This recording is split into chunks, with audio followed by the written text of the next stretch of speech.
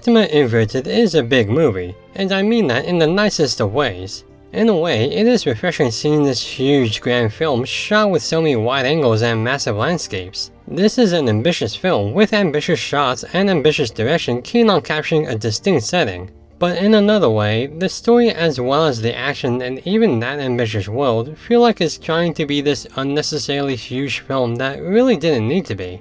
Patema is a princess in this underground society that continues to explore further down to find canned resources and a whole bunch of other stuff like clothes and metal. But when she's attacked by a man walking on the ceiling, she falls down one of the forbidden danger zones, insert Archer joke here, and finds that the pit leads into the surface world, and risks continually falling into the sky. She's saved by Eiji, a boy who walks on the surface, and they begin this friendship as upside down buddies. But Eiji's government wants to capture and purge Patema and her community as examples of outsiders and sinners so that they can continue on running their dystopian world, and you can see where this goes.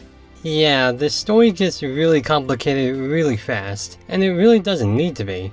On one hand, it is an important message about prejudice and where it comes from, very often from those in authority. But what makes Patema Inverted good isn't its message. While it is important, the film's premise is really all you need. Two kids' gravities are reversed for each other. That's it.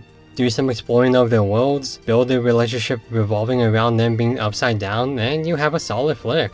But unfortunately, that is not the case. Instead, we have this complicated tale about the government planning to capture and enslave/kill Patema's people while spouting religious nonsense. Then the film turns into this kind of heist/jailbreak movie for a second, and then Eiji has to work with Patema and her people to stop the government. Then there's this conspiracy about what happened to Eiji's father. It's just a lot to take in what is essentially supposed to be boy meets upside down girl. Though I respect what they were trying to go for, it's a cluttered mess that really should have just focused on Patema and Eiji's relationship. On that note, Patema and Eiji's relationship isn't the best developed. They really needed the time to evolve the connection because, in the span of what seems like a day or two, they have this romantic subtext seemingly out of very little. Why and how is questionable. I mean, I like them as individuals and I like their friendship. It's a good genuine camaraderie between the two. But they don't have romantic chemistry. In terms of conflict chemistry, the villains are weak. They're written as stereotypical power-hungry jobbers with a poorly written leader following suit. It's amazing how boringly written yet obnoxiously out there this dictator is, as he clearly has undefined motivations until Eiji has to spell them out, which you should never do. He's just unnecessarily crazy when he could be more than that. So, do I even like this film?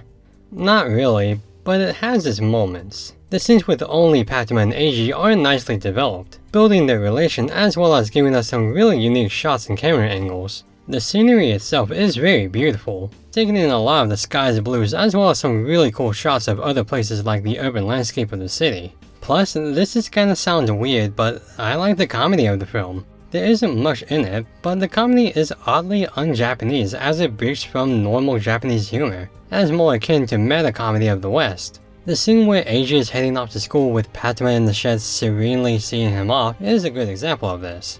This film is not a lot of hits and plenty of misses, namely with the story, pacing, chemistries, and the villains. The two leads are fine on their own and even as friends, their music is nice, the animation is wonderfully filmed, and it does have its charms in this unique premise. But if the story is too out there for you, as it is kind of predictable even in its convolution, then I won't blame you.